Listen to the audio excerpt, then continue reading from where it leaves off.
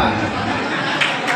हम किसी जगह पर कोलकाता में गए थे, मंदिर के बाहर हमारी आदत है कि हम अपने मौज में जीते हैं। तो वहाँ के कोई एक नेता हमको दर्शन कराने काली माता के ले। सुबह से तो हम भूखे रहे, तो मंदिर जाने के पहले कचौड़ी देख के भूख लगी। तो हमने कहा गाड़ी रोको। उन्होंने कहा क्या बात है? उनका कचौड़ी खाएं। उन्होंने कहा 12 बज गए, 5 मिनट में दर्शन हो जाएंगे, फिर आप खा लेना। हम कहा नहीं, हमारी काली माता कह रही कि खा के रहो। तुम्हारी काली माता कह रही कि व्रत करो, हमारी तो कह रही खा के रहो। बोले हमें ये आपका नियम समझ में नहीं आया। हमने कहा देखो भाई, हम बहुत सिद्धांत के पक्के आदमी हैं।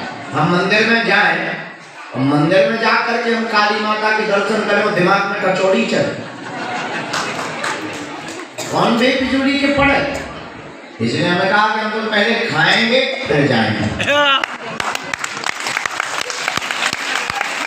जैसे ही हम बैठे उसी समय एक कोई आचार्य कार्ड वार्ड लटका के आ गए। पहचानते नहीं थे, शायद 4 साल लगभग पुरानी बात है। हम तो ऑब्जर्व के आदमी हैं, वो बात पहले कोई सुनता नहीं था, सुन रहा है, इसलिए बोलने का मौका मिला।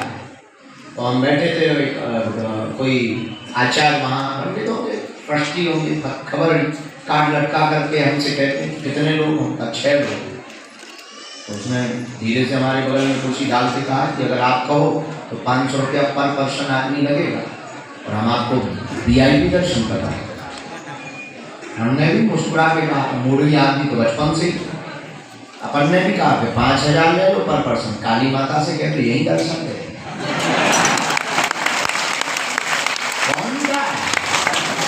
कौन जाए? जब इतना ही VIP होना है और पैसे से ही होना है तो भाई जाए कौन? उन्हीं को ले आओ। खैर वो समझ गया कि लड़का उल्टा, तो चले गए, विनोद में ही चले गए। हम आपको कहना ये चाह रहे, कोई बहुत डांट डपट वाली बात नहीं, हम आपको ये कहना चाह रहे, कोई भी क्रांति बिना धैर्य के नहीं घटती, कोई भी कृपा बिना खुद पाए नहीं मिलती। दूसरे का भजन तुम्हें काम नहीं आए, तुम्हें खुद का भजन करना पड़ेगा। दूसरे की क्रांति तुम्हारे विचार बदल सकती है, लेकिन खुद की क्रांति तुम्हें खुद गठित करनी पड़ेगी और खुद जागना पड़ेगा।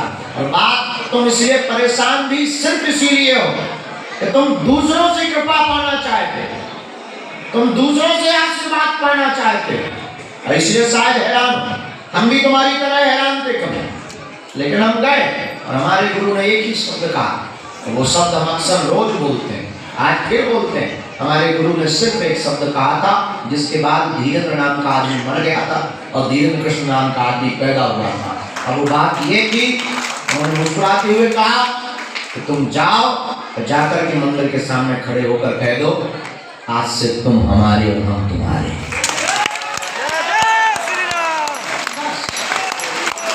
और कोई इतनी बड़ी कोई तामझाम भी नहीं था उस वक्त। अब तो भरोसा करने के लिए तुम्हें बहुत प्रमाण पत्र भी है कि हमने चमत्कार करके दिखाया, तुम्हें भरोसा हो सकता है। हमारे लिए तो इतना भरोसे की भी व्यवस्थाएं नहीं थी, और तुम तो यहाँ पर बैठ पा रहे हो और हमें सुन पा रहे हो। हमारे गुरु से तो तुम सुन भी नहीं पाते, आदमी उल्टे थे। क्या खास सुनोगे? पता लगा तुम सुनाने जाए वो गाली सुनाने, तुम टिक ही नहीं पाओ। लेकिन उस महापुरुष के एक शब्द ने हमारे जीवन को बदल दिया, और वो शब्द ये था, कह दो जाकर तुम हमारे हम तुम्हारे हैं। परिणाम अर्जी लगाने गए थे, लगवाने वाली बनता है।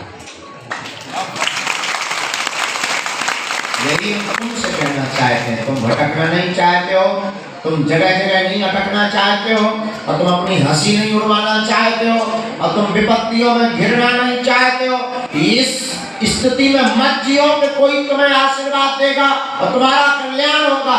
हम तुम्हें राह बता रहे, लालटेन लेकर के तुम चल पड़ो, हमारी लालटेन को पकड़ लो। अब वो सिर्फ इतनी है कि तुम मंदिर चढ़ जाओ और जाकर के कह देना, बस बहुत हो गया, बहुत धक्के खा लिए, बहुत रो लिया, बहुत अपना मजाक बनवा लिया, खत्म।